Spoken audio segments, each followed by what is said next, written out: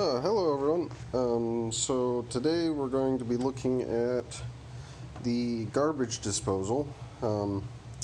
Chances are you have one of these on your sink. If we look down below the sink, we can see the majority of it right here.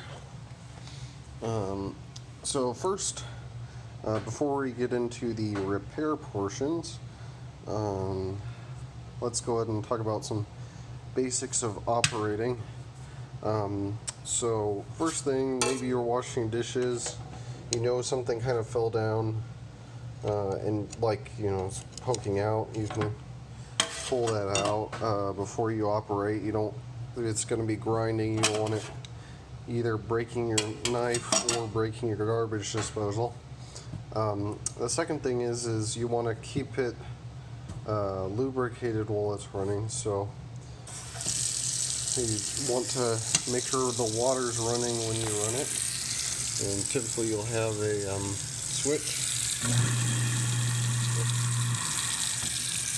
that'll operate it. So that kind of completes some of the basics, and that'll break up little bits of food and whatnot and help them go down the drain smoother. But what do we do now if this isn't operating? So, like I said, sometimes things might fall down in there. Oftentimes, if it's like a fork or knife, maybe it'll still be sticking up and you can grab it. Otherwise, if not, you can get various grabber tools, and with it turned off, because you don't want to grind this up, it probably kind of reach in and grab. With the grabber tool, let's see here, get it, and we'll pull it out. We can see if we can get something a little bit harder to grab. Let's see here, what's something I could use as an example. Maybe this guy. Okay, so that one falls down there. Maybe something you might do to help is get a good light. You can see what's going on down there.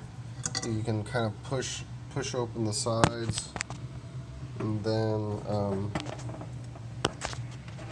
a little bit, and grab with your grabber tool.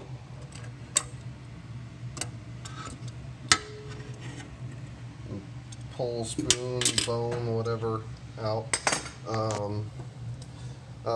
If you really know there's something down in there and you can't quite get it with that, I'd avoid just sticking your hand in, even if it's off, just in case somebody turns it on.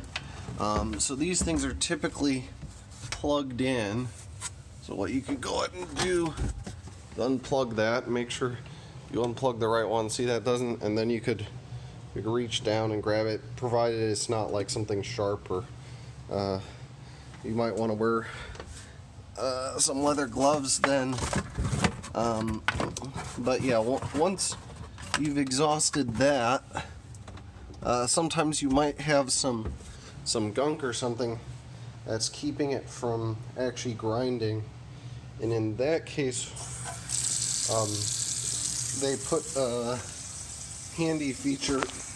So if the motor can't turn to grind, usually your thing will have come with an Allen key, and if you lost this, you can probably buy one online fairly cheaply, or just buy some Allen keys from your hardware store and find the right size. And then there's this spot in the middle, and you fit that up in there, and then you just turn it around to help grind up any of the gunk that might be jamming it up. Now, if it still doesn't turn on, sometimes you might have to push the little reset button, because this has its own breaker of sorts.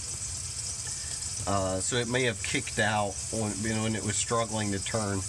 So you might have to go ahead and push that to get it operating again. And then hopefully you'll be okay.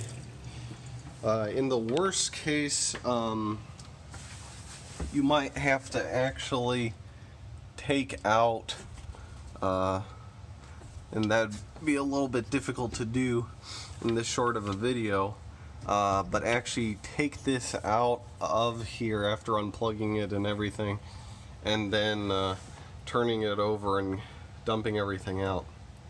And then in the worst case, where it, this thing actually has given up, actually replacing it.